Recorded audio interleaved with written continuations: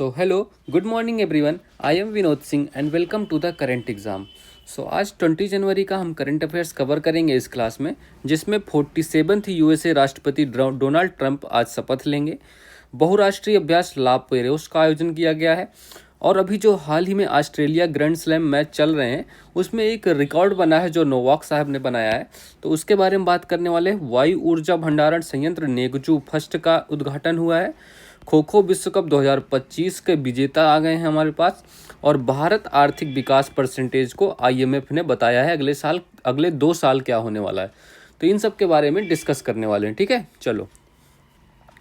Question number 1, हाल ही में 47वें अमेरिकी राष्ट्रपति के रूप में शपथ कौन लेने वाले हैं। ठीक है, तो देखो अभी यूएसए का क्या सीन चल रहा है, आप इमेज देख के समझ गए होंगे क्या चल रहा है। इनका बहुत टाइम से इलेक्शन पहले ही जीत चुके हैं, बट क्या होता है ना, यूएसए में शपथ जो होती है 20 जनवरी को ही ली जाती है। ठीक है, तो 20 जनवरी 2025, ठीक है, तो ये 20 तारीख को ही शपथ ली जाएगी, ये तो कंफर्म है। ठीक है, तो इस दिन आज का दिन है ये।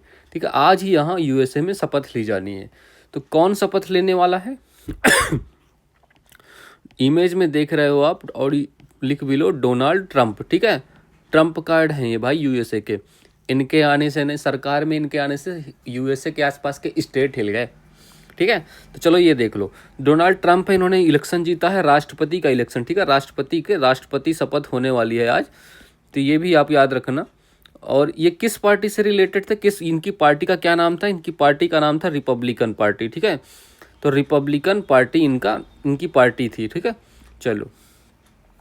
और ये किसको हराया था इन्होंने, वर्सेस कौन थी, कमला हैरिस, है ना, कमला हैरिस थी इनके अपोजिट में, तो इन्होंने कमला हैरिस को हराया था। ओके, चलो इतनी बातें याद रखना। तो इन्होंने देखो यहाँ पे कितने 50 प्रांत हैं यूएसए में, तो यूएसए के 50 प्रांत में कितने इलेक्टोरल थे, तो 538 इलेक्टोरल थे। ठीक है, 538 में से ट्रंप के पास कितने आए थे, 312 इन्होंने जीते। ठीक है, तो इस वजह से इन्होंने चुनाव जीत लिया ऐसे।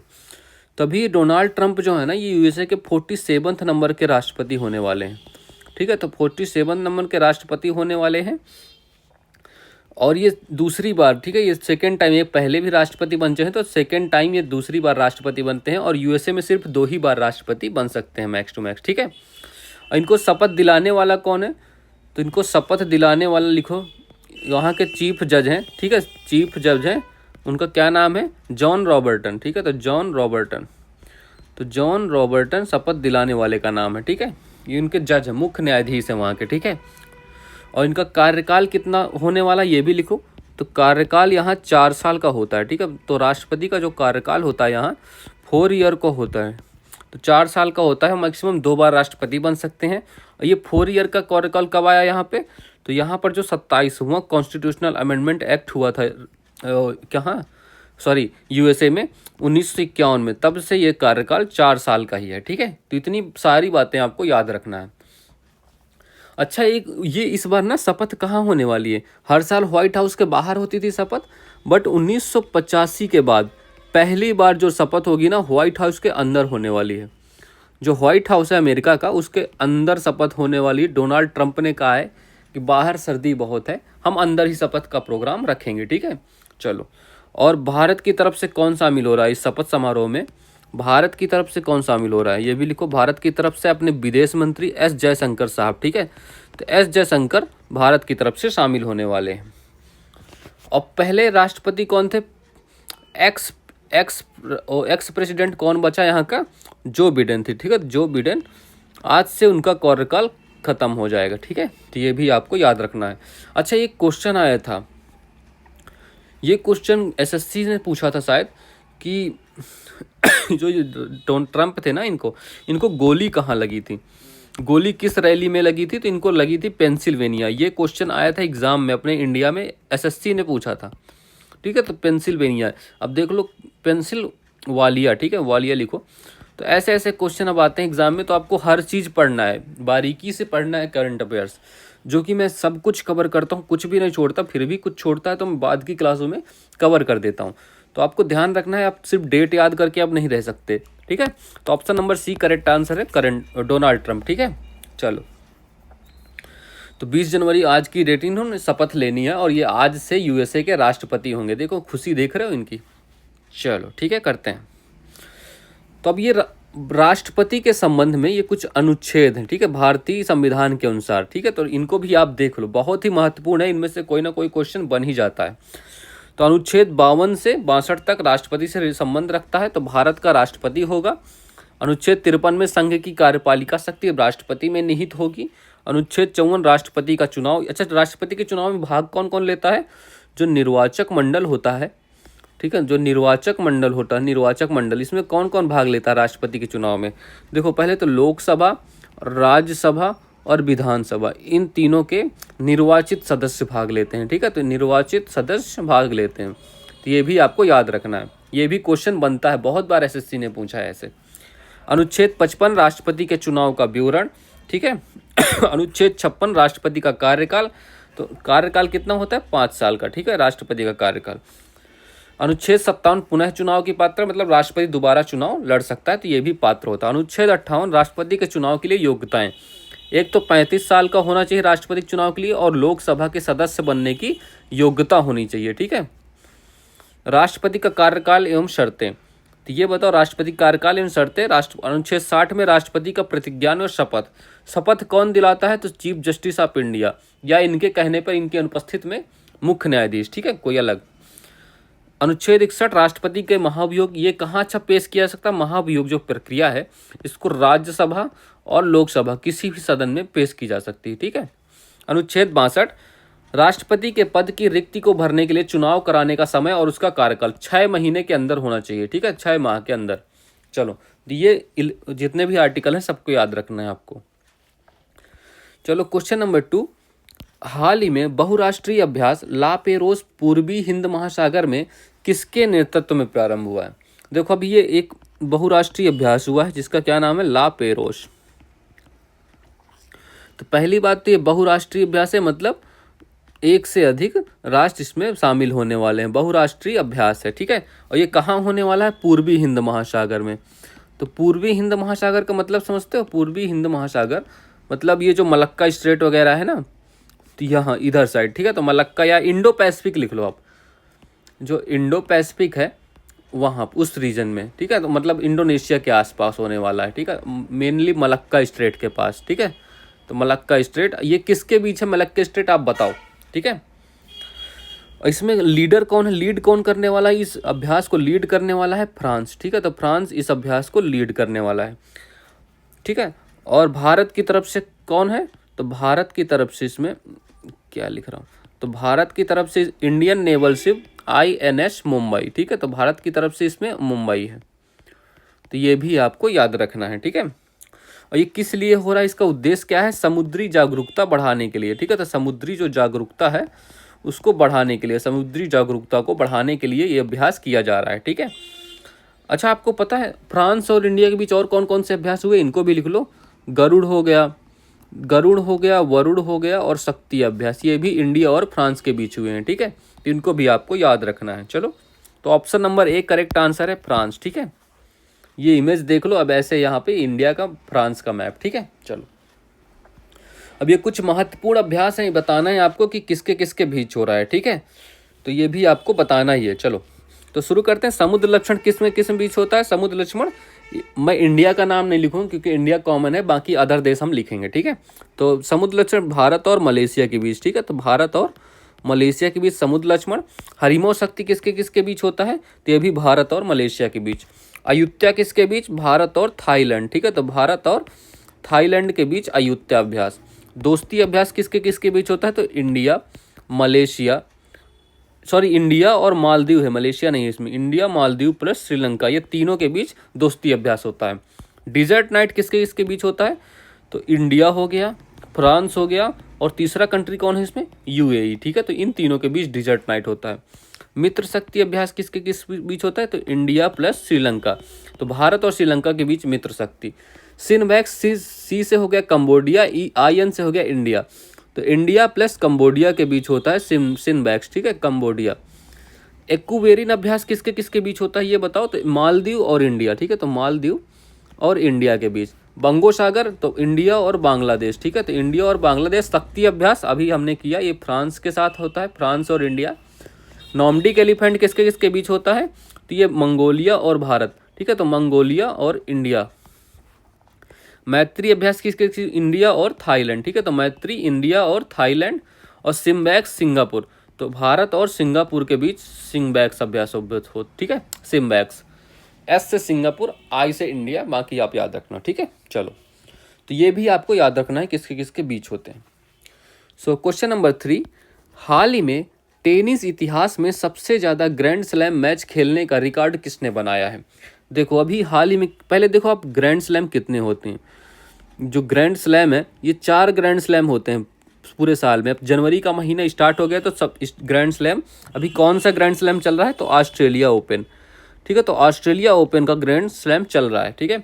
दूसरा कौन सा हो गया, ऑस्ट्रेलिया हो गया, फिर फ्रेंच हो गया, फिर फ्रेंच हो गया, और तीसरा कौन सा है, विंबलडन हो गया, ठीक है। तो विंबलडन हो गया, और चौथा और लास्ट कौन सा है, विंबलडन के बाद कौन सा, यूएसए, ठीक है। तो अमेरिकन ओपन, ठीक है। तो ये चारों ग्रैंड स्लैम के बारे में हम करने वाले हैं। बट अभी करंट अफेयर्स में क्या है, ऑस्ट्रेलिया के बारे में हम करंट अफेयर्स करेंगे, बाकी तीनों का हम स्टैटिक पोर्शन कवर करने वाले हैं, ठीक है। चलो, तो ऑस्ट्रेलिया ओपन का देखो, इसकी शुरुआत कब से हुई, तो 1905 से इसकी शुरुआत हुई, ठीक है। तो स्टैटिक पोर्शन पहले करते हैं। और ये कहाँ खेला जाता है, तो हार्ड कोर्ट में। ये कोर्ट वाला भी क्वेश्चन आता है, तो हार्ड कोर्ट ये अभी बताऊंगा सबके कोर्ट, तो याद रखना इसको आपको। तो अभी फिलहाल यही चल रहा है, ठीक है। ऑस्ट्रेलिया ओपन चल रहा है, तो जनवरी 6 से 26 तक चलने वाला है 2025 में, ठीक है। तो अभी फिलहाल चल ही रहा है। तो इसमें अभी क्या हुआ है ना, एक प्लेयर है बहुत ही ज़्यादा फेमस, क्या नाम है उनका, नोवाक जोकोविच, ठीक है। तो अभी इन्होंने एक मैच खेला इसमें, और उसको मैच को खेलते ही वो कौन सा इनका मैच था, 430 नंबर का, 430वां मैच था, ठीक है। जो हाईएस्ट है, मतलब हाईएस्ट नंबर ऑफ मैचेस हो गए हैं इनके किसी ग्रैंड स्लैम को खेलने वाले। और इसके पहले कौन थे, इनके सेकंड नंबर पे कौन हो गया, जिनका किनका रिकॉर्ड टूका है, रोजर फेडरर। अभी तक ये टॉप पे यही थे, बट इनका रिकॉर्ड नोवाक साहब ने तोड़ दिया है। इन्होंने 429 मैच खेले हुए हैं, ठीक है। अब इनका रिकॉर्ड नोवाक जोकोविच ने तोड़ दिया है। और इनके नाम एक और रिकॉर्ड है, 24 ग्रैंड स्लैम इन्होंने जीते हैं, ठीक है। तो 24 ग्रैंड स्लैम इन्होंने जीते हैं, जो हाईएस्ट है, मतलब इतना जीतने वाले सबसे सर्वाधिक ग्रैंड स्लैम इन्हीं के पास हैं, ठीक है। तो ये भी आपको याद रखना है, इनकी फोटो देख लेना आप लोग, इमेज, ठीक है। इतना आपको याद रखना है। ये आपका करंट का पोर्शन हो गया। अब हम स्टैटिक पोर्शन करते हैं आपका, ठीक है। तो फ्रेंच ओपन कब से स्टार्ट हुआ, 1891 से, ठीक है। और ये कहाँ खेला जाता है, तो ये क्ले कोर्ट, मिट्टी का कोर्ट होता है, उसमें खेला जाता है, ठीक है। क्ले कोर्ट में खेला जाता है, ओके। विंबलडन की शुरुआत कब से हुई, 1877 से, ठीक है। 1877 से विंबलडन की शुरुआत हुई, और ये घास के कोर्ट में खेला जाता है, ग्रास कोर्ट में खेला जाता है, ठीक है। ये कोर्ट का नाम आपको याद रखना, क्योंकि ये भी पूछा जाता है। यूएसए ओपन की स्टार्ट कब हुआ, शुरुआत कब हुई, 1881 में, और ये कहाँ खेला जाता है, ये भी हार्ड कोर्ट में, ठीक है। तो ये भी हार्ड कोर्ट में खेला जाता है। तो इनके सबका ये भी स्टैटिक पोर्शन भी आपको याद रखना है, ठीक है। चलो, तो option number B correct answer है। नोवाक जोकोविच ने सबसे ज़्यादा ग्रैंड स्लैम मैच खेलने का रिकॉर्ड बना लिया है अभी हाल ही में, ठीक है। चलो, मुख्यमंत्री मंगला पशु बीमा योजना प्रारंभ करने की घोषणा किसने की है, तो ये राजस्थान में घोषणा की गई है। पहला विश्व ऑडियो विजुअल और मनोरंजन शिखर सम्मेलन 2024 कहाँ आयोजित होगा, तो ये गोवा में आयोजित हुआ, ठीक है। नीति आयोग के एसडीजी इंडिया इंडेक्स 2023-24 में किसे शीर्ष स्थान मिला है, तो इसमें उत्तराखंड को शीर्ष स्थान मिला है, ठीक है। और अच्छा, ये एसडीजी कितने होते हैं, ये 17 गोल होते हैं, इसमें 17 गोलों का वर्णन किया जाता है। और इसका लक्ष्य क्या रखा गया है, 2015 से 30 के बीच, ठीक है। ये भी याद रखना। मांसाहारी भोजन पर प्रतिबंध लगाने वाला विश्व का पहला शहर कौन सा है, आपको ये क्वेश्चन मैंने कराया है, पालिताना शहर, ठीक है। पालिताना सिटी है, जो कहाँ स्थित है, गुजरात में, ठीक है। ये विश्व का पहला शहर है जहाँ मांसाहारी भोजन पर प्रतिबंध है, ठीक है। क्वेश्चन नंबर 4 ये भी करते हैं, चलो। तो हाल ही में विश्व का पहला 300 मेगावाट का संपीड़ित वायु ऊर्जा भंडारण संयंत्र नेंगुचू फर्स्ट कहाँ प्रारंभ हुआ है, नाम से ही स्पष्ट है, नेंगुचू, ये कहाँ का नाम हो सकता है ऐसे, तो नेंगुचू फर्स्ट ये है क्या। देखो, पहली बात इसकी स्थापना, इस उद्घाटन कहाँ हुआ है, आप इमेज में देखो, चाइना में, ठीक है। तो चाइना में इसका उद्घाटन हो रहा है, चाइना में चाइना में भी कहाँ, कौन सा प्रांत है, हुबेई, ठीक है। तो हुबेई प्रांत है, तो हुबई प्रांत में इसकी स्थापना होने मतलब उसका उद्घाटन हुआ है। ठीक है, चलो। अच्छा, आपको कुछ इसके क्वेश्चन बता रहा हूँ, उसको आप लिख लें, कमेंट में लिखो। कैपिटल इसकी बताओ, करेंसी बताओ और यहाँ की लैंग्वेज भी बताओ। ठीक है, तो कैपिटल, करेंसी और लैंग्वेज, इन तीनों के आंसर आप कमेंट बॉक्स में दो जल्दी से। ठीक है, चलो। ठीक है, तो चाइना के हुबई प्रांत में इसकी स्थापना हुई। इसकी क्षमता कितनी है, क्षमता लिखो। तो क्षमता है इसकी 300 मेगावाट। ठीक है, 300 मेगावाट क्षमता। इसमें क्या होने वाला है, जो आपके संपीड़ित वायु ऊर्जा, संपीड़ित मतलब समझते हो, मतलब उसको दबा के, देखो एक हवा है, हवा वैसे पूरा स्थान ले लेती है, बस उसको भी संपीड़ित करके। ठीक है, जैसे एक डब्बे में भर दो दबा के, आटा भरते हो ना डबा डबा के, वैसे ही। तो संपीड़ित वायु ऊर्जा, तो संपीड़ित वायु ऊर्जा भंडारण संयंत्र। ठीक है, तो संपीड़ित वायु ऊर्जा भंडारण संयंत्र, ये इसकी स्थापना की गई है। आप इमेज में देख सकते हो, ये इन गोलों में हवा भरी हुई है। ठीक है, और ये किस लिए ऐसा किया गया, तो भविष्य के लिए। भविष्य के लिए हम उस हवा को यूज करने के लिए हमने एकत्र कर लिया है, मतलब वो होता है ना, भंडार कर लिया है, तो भविष्य फ्यूचर के लिए करेंगे, कि मतलब गेहूं वगैरह आप टंकी में रख लेते हो, बाद के लिए काम आएगी। ठीक है, मतलब जब डिमांड होगी हम इसका यूज करेंगे तभी। ठीक है, और इस किसके स्थान पर यूज होगा, तो कोयले के स्थान पर इसका यूज हो सकता है। कोयले के स्थान पर इसका यूज होगा, जिससे हम ग्रीन हाउस गैस में बहुत ही ज़्यादा कमी आएगी, मतलब बढ़िया होगा हमारे लिए। ठीक है, तो ये इतनी बातें आपको याद रखना है नेंगचू फर्स्ट के बारे में। ठीक है, चलो। तो ये कहाँ है, option number C correct answer है, चीन। ठीक है, चीन में इसका उद्घाटन हुआ है। चलो, ठीक है। अच्छा, ये बताओ ये कैपिटल क्या है चीन की, तो बीजिंग इसकी कैपिटल है, बीजिंग इसकी कैपिटल है। करेंसी क्या है यहाँ की, करेंसी यहाँ की रेमेनवी है, रेमेनवी या युआन भी कहते हैं इसको। ठीक है, युआन भी लिख सकते हो आप, दोनों एक ही है। और लैंग्वेज यहाँ की कौन सी है, मंडारिन। चाइना की लैंग्वेज मंडारिन है, जो विश्व में सर्वाधिक बोले जाने वाली भाषा है। ठीक है, चलो। कृषि स्टार्टअप को सहायता देने के लिए एग्रीश्योर लॉन्च करने की घोषणा किसने की है, तो ये नाबार्ड ने की है। ठीक है, नाबार्ड की स्थापना कब हुई है ये भी बताओ। तो नाबार्ड ने की है, इसकी स्थापना कब हुई है ये बताओ। तो 12 जुलाई को, तो 12 जुलाई 1982 को इसकी स्थापना हुई है। और कमेटी कौन सी थी, तो शिवरमन कमेटी, याद रखना है, शिवरमन कमेटी। ठीक है, तो शिवरमन कमेटी, ये क्वेश्चन बहुत पूछा जाता है। भारत तिब्बत सीमा पुलिस ने किस ऑपरेशन के तहत चाइना सीमा पर 108 किलोग्राम सोना जब्त किया है, ये बताओ। तो ये ऑपरेशन जज्बा। ठीक है, तो ऑपरेशन जज्बा चलाया गया था इसको। ठीक है, कोपा अमेरिका चैंपियनशिप 2024 का खिताब किसने जीता है, तो ये अर्जेंटीना ने जीता है। ठीक है, तो अर्जेंटीना ने। ठीक है, अर्जेंटीना। चर्चा में रहे नासा के चपिया प्रोजेक्ट का संबंध किस ग्रह से है, तो ये मंगल ग्रह पर ये प्रोजेक्ट चलाया गया था। ठीक है, मंगल ग्रह से ये इस अभियान का संबंध मंगल ग्रह से है। क्वेश्चन नंबर 5, हाल ही में महिला और पुरुष दोनों वर्ग में पहले खो खो विश्व कप 2025 का खिताब किसने जीता। इंपॉर्टेंट क्वेश्चन है, क्योंकि ये खो खो वर्ल्ड कप हुआ है और जो पहली बार हुआ है। ठीक है, तो खो खो विश्व कप 2025 ये पहली बार, इसका ये कौन सा संस्करण है, प्रथम संस्करण है, फर्स्ट संस्करण। ठीक है, इसलिए ये महत्वपूर्ण है। ठीक है, ये कहाँ इसका आयोजन हुआ था, होस्ट क्या है इसका, तो दिल्ली में।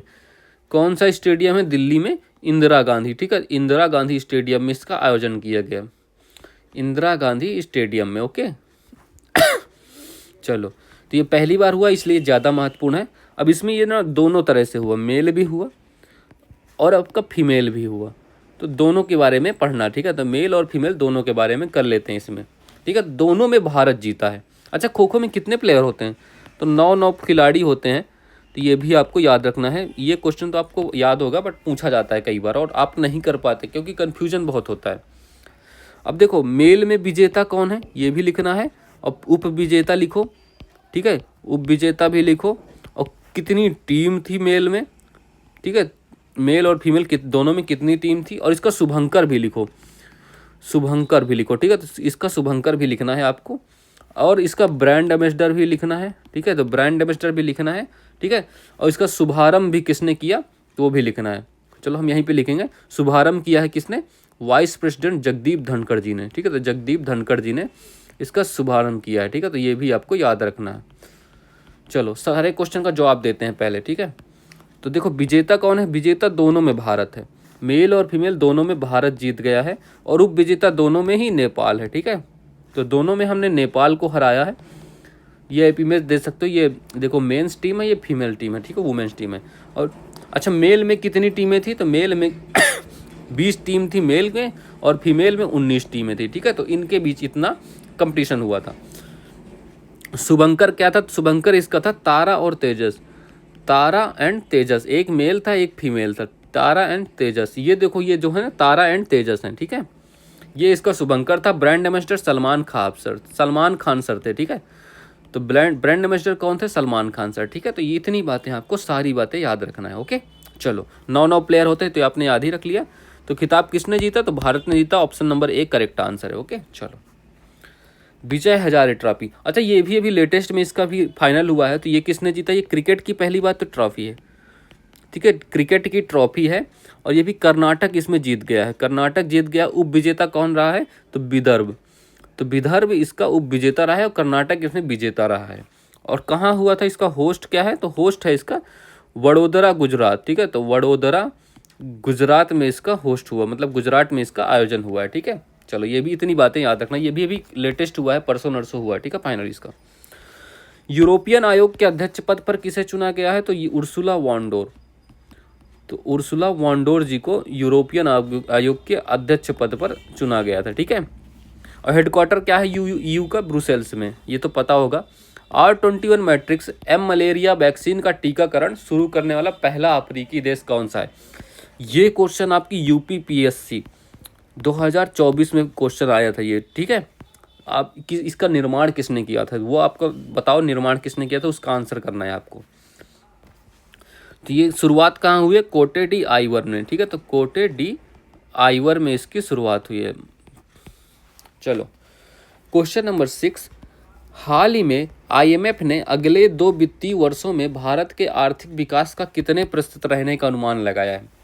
देखो IMF तो ठीक है, IMF ने अभी किया है, और कुछ दिन पहले वर्ल्ड बैंक ने भी ये अनुमान लगाया है, ठीक है। इन दोनों के बारे में करेंगे, और दोनों आपस में रिलेटेड भी हैं, तो इस वजह से करते हैं, चलो ठीक है। तो इन्होंने क्या कहा, IMF ने क्या ना, फाइनेंशियल ईयर जो आपका 2025-26, 25-26 एंड 2026-27, इन दोनों में कितनी विकास दर रहने वाली है, ये बताया है कि भारत सबसे तेज वृद्धि दर वाला होगा। तो भारत सबसे तेज वृद्धि दर वाला होने वाला है, वृद्धि की विकास दर वाले, ठीक है, अर्थव्यवस्था वृद्धि करने वाला अर्थव्यवस्था होगा, करने वाली अर्थव्यवस्था होने वाली भारत की, ठीक है। तो ये कहा है IMF ने, कितनी होने वाली है, ये 6.5% नेक्स्ट 2 ईयर्स के लिए, ठीक है। जबकि वर्ल्ड में कितनी होने वाली, वर्ल्ड की कितनी होगी, वर्ल्ड में होगी 3.3% से 3.7%, मतलब ओवरऑल वर्ल्ड का, ठीक है। तो भारत इसका लगभग दोगुना है, तो ये आपको याद रखना है। और वर्ल्ड बैंक ने कितना कहा था, अगले नेक्स्ट 2 ईयर में कितनी होगी इसकी, तो नेक्स्ट 2 ईयर में इसकी अर्थ ग्रोथ कितनी होने वाली, 6.7%, ठीक है। तो इस ग्रोथ के साथ भारत वृद्धि करने वाला है। अच्छा इसका हेडक्वार्टर बताओ, हेडक्वार्टर बताओ, इसके हेड कौन है, हेड, ये दोनों क्वेश्चन बताओ, ठीक है। तो हेडक्वार्टर है इसका वाशिंगटन DC में, और इसका भी हेडक्वार्टर वहीं है, तो दोनों का हेडक्वार्टर सेम है, वाशिंगटन DC। अच्छा स्थापना दोनों की बताओ, स्थापना कब हुई है दोनों की, स्थापना का बताओ, स्थापना हुई है इनके ब्रेटन वुड्स सम्मेलन में, ब्रेटन वुड्स सम्मेलन में एक साथ ही इनकी स्थापना की गई थी। कब की गई थी, 1944 में। इसीलिए इनको ट्विन सिस्टर मतलब जुड़वा बहन के नाम से भी जाना जाता है, ठीक है, इसीलिए। चलो हेड कौन है, तो अजय बंगा जी वर्ल्ड बैंक के हेड हैं, अजय बंगा, ठीक है, अजय बंगा जी वर्ल्ड बैंक के हेड हैं। अच्छा IMF के बारे में एक बात और पता होगी, यही IMF संस्था ही ग्लोबल इकोनॉमिक आउटलुक जारी करती है, ठीक है। तो इकोनॉमिक आउटलुक जारी करती है, ये रिपोर्ट बहुत ही ज़्यादा महत्वपूर्ण है ये पूछा जाता है क्वेश्चन कि कौन जारी करता है, ठीक है। तो ये रिपोर्ट जारी करने वाला कौन है, IMF का फुल फॉर्म पता होगा, इंटरनेशनल मॉनेटरी फंड, अंतर्राष्ट्रीय मुद्रा कोष, ये भी आप लिख लेना अगर पता नहीं है। अच्छा इसमें जुड़ने वाला लेटेस्ट मेंबर कौन है, तो इसका 190 नंबर का मेंबर है एंडोरा, ठीक है। तो एंडोरा का नाम भी आपको याद रखना है। तो option number B correct answer है, 6.5%, ठीक है। चलो तो IMF retains India's economic growth outlook for financial year 27 at 6.5%, ठीक है। चलो इतनी सारी बातें आपको याद रखना है, ठीक है, IMF एंड वर्ल्ड बैंक के बारे में। चलो अब ये कुछ और अंतर्राष्ट्रीय संगठन है और उनके मुख्यालय के बारे में लिखा हुआ है, तो इसको भी आपको करना है, ठीक है। तो ये भी आप करना है, तो ये भी देख लो, मैंने आंसर लिख दिया वैसे। तो एशियाई विकास बैंक का मुख्यालय कहाँ है? मांडलुयोंग फिलीपींस में। एशिया प्रांत आर्थिक सहयोग संगठन अपेक का क्वींसटाउन सिंगापुर में। दक्षिण पूर्व एशियाई राष्ट्र संघ एशियान का जकार्ता इंडोनेशिया। बिम्स्टेक का मुख्यालय कहाँ है? ढाका बांग्लादेश।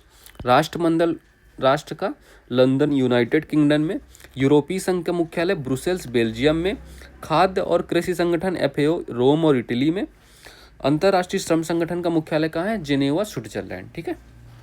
ये सब लिख लो, स्क्रीनशॉट ले लो आप। ये सारे महत्वपूर्ण मैंने लिखे हैं, क्योंकि सारे तो आप नहीं याद कर सकते, बट जो क्वेश्चन आता है, जो न्यूज़ में बने होते हैं संस्थाएं, उन्हीं के बारे में मैंने किया है। तो जो न्यूज़ में आपको दिख रहा है उन्हीं के बारे में पढ़ा रहा हूँ आपको, ठीक है। चलो, तो international court of justice the Hague Netherlands.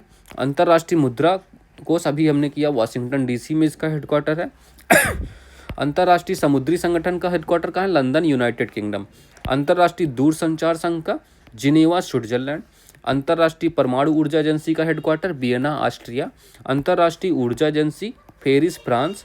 New development NDB का, तो एनडीबी का हेडक्वार्टर संघाई चीन में है। पेट्रोलियम निर्यातक देशों का संगठन ओपेक का संगठन वियना ऑस्ट्रिया में इसका हेडक्वार्टर है। तो ये महत्वपूर्ण, सारे इंपॉर्टेंट हैं, आपको हेडक्वार्टर याद रखना है सबके, ठीक है। चलो, so that's all for this class.